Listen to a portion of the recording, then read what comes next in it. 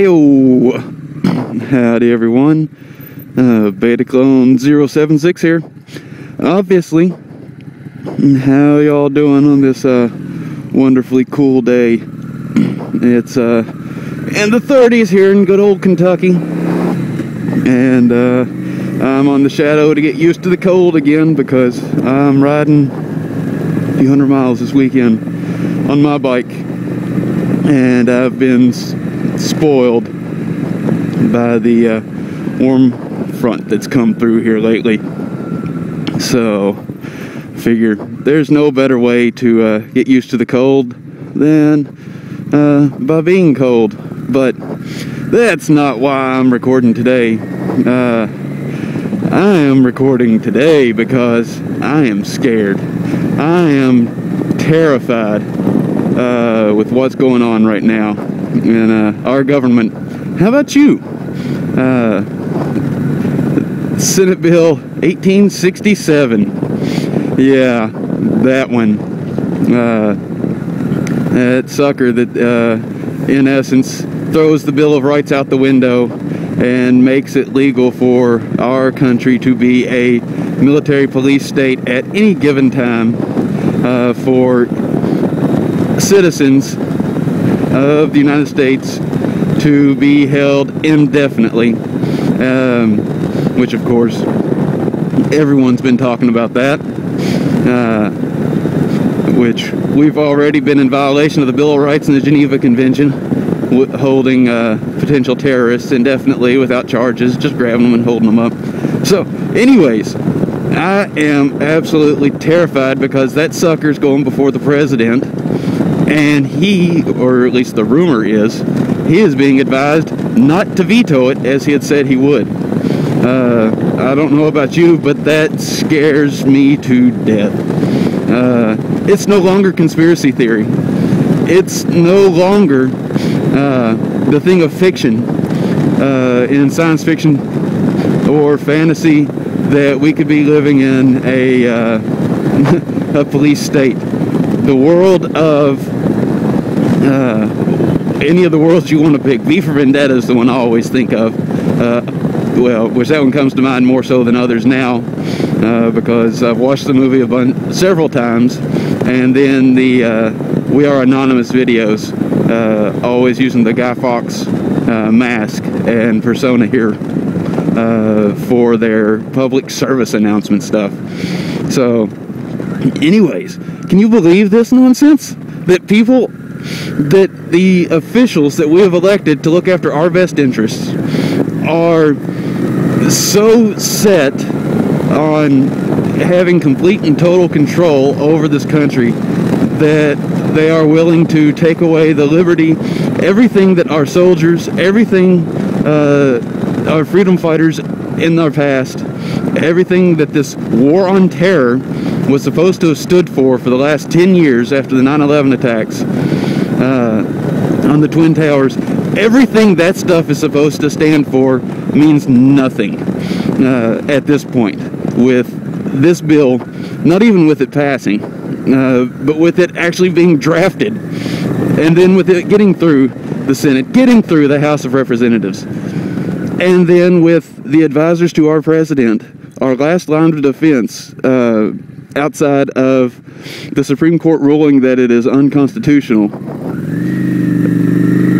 And he is being told that he should not veto this insanity because of the inherent fear that has invaded every aspect of our society, apparently, or at least our political society. We're living in a world of the Red Scare once more.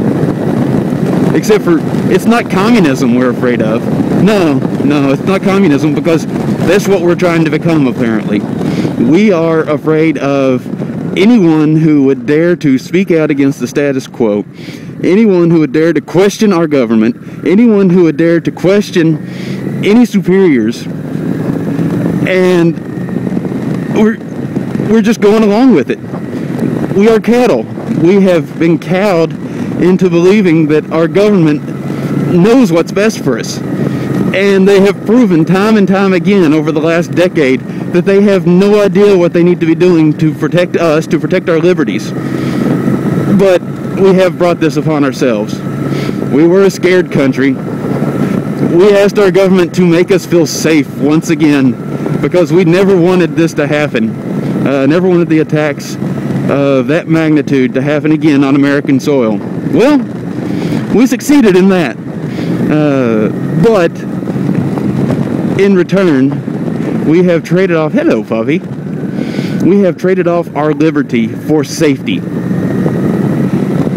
And I have to say that any group of people who are willing to trade liberty for safety does not deserve that liberty in the first place. And we don't, apparently, because we're just going along with this. We're believing whatever we're told, and we're just letting it happen. And at this point, there is nothing that we can do to stop it. We didn't take action whenever the bill was rushed through. We didn't do anything to stop our legislature, our congressmen and congresswomen, from robbing us blind of the liberties that our country is supposed to stand for. And so now we let these bureaucrats who have lined their pockets for years take the last thing, the last shred of dignity that our country had, and turn us into a republic of police states. At least that is the possibility here, because of our inability and our apathy, our inability to take action, our blind faith in our government, and our apathy because we have become spoiled. We have become a cowed people who would rather worry about our little technological toys, myself included, rather than take any type of action to ensure that we don't worry about these types of things.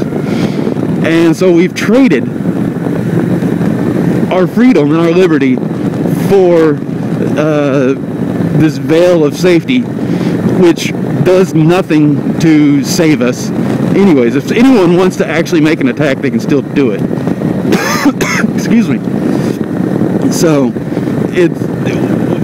we've done it for nothing, and we've left the door wide open for these bureaucrats to do whatever they want and think that they can do whatever they want in the best interest of the people, in the best interest of the country.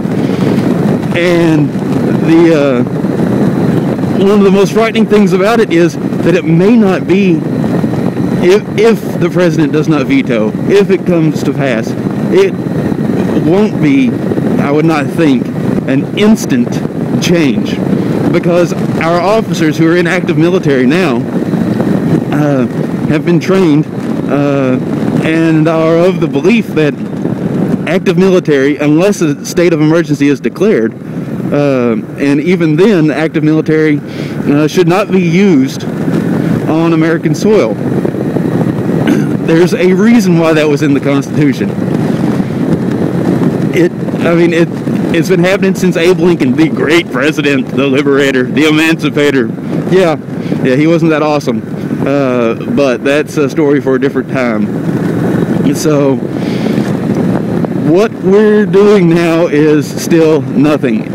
We're focused on the spoiled brats of the Occupy movements, which,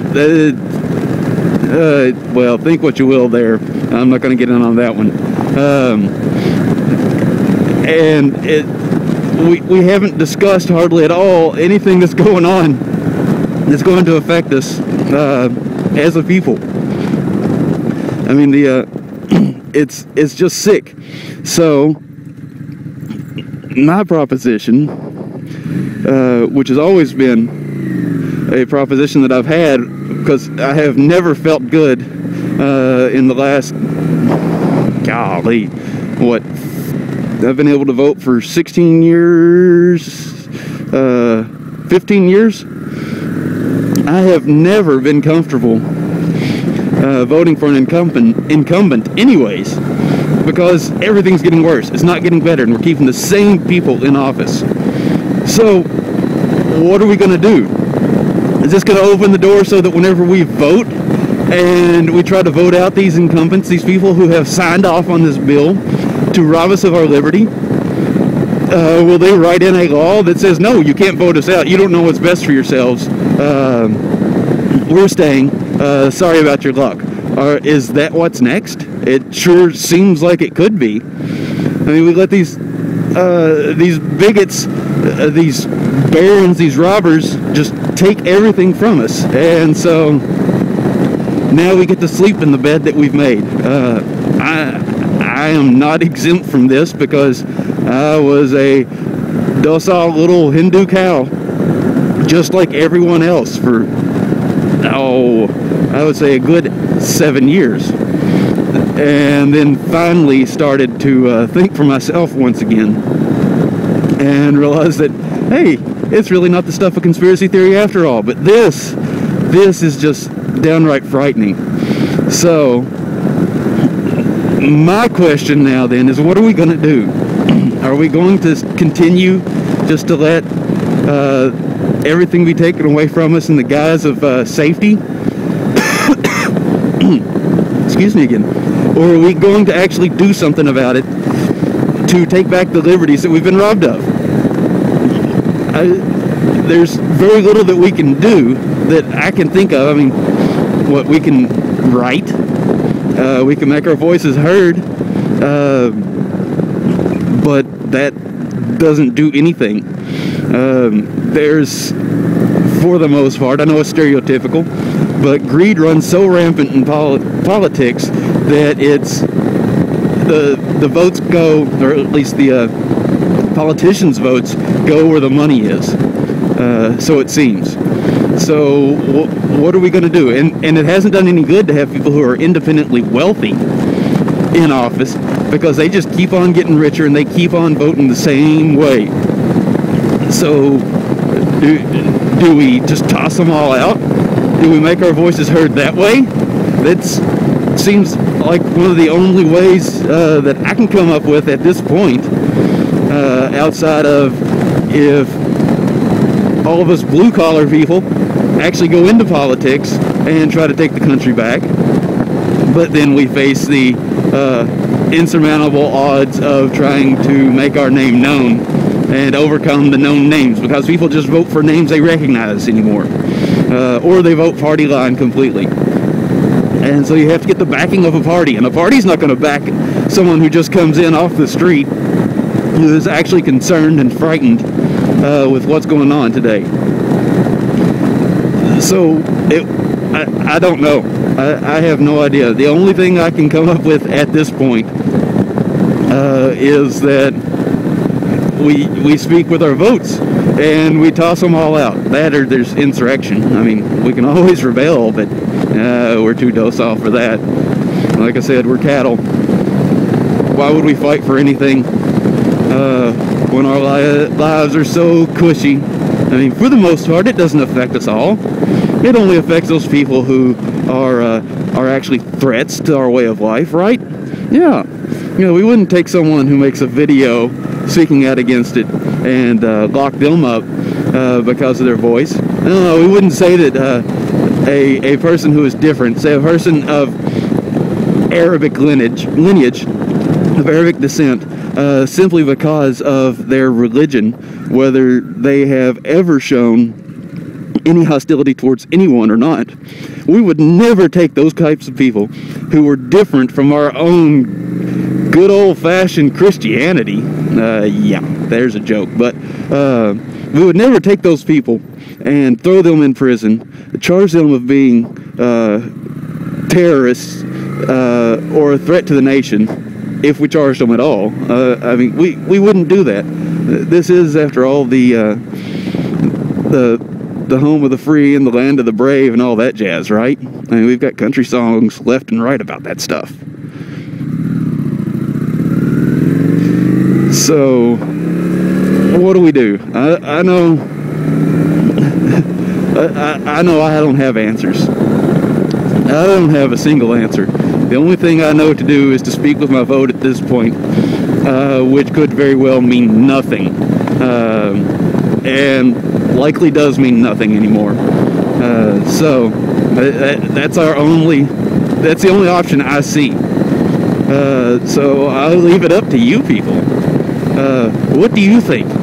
How do you think we're going to combat this? Should it come to pass? Should the president lack the backbone, lack the integrity, lack the love of freedom and liberty, the love for his country that we all think that we have? Should he lack those things and not veto the bill? Then what?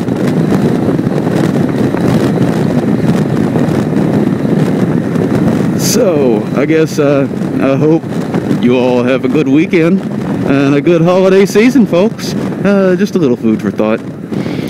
So I'm going to bid you adieu, and this has been Beta Clone 076, bringing the ruin of my mind to yours, one word at a time.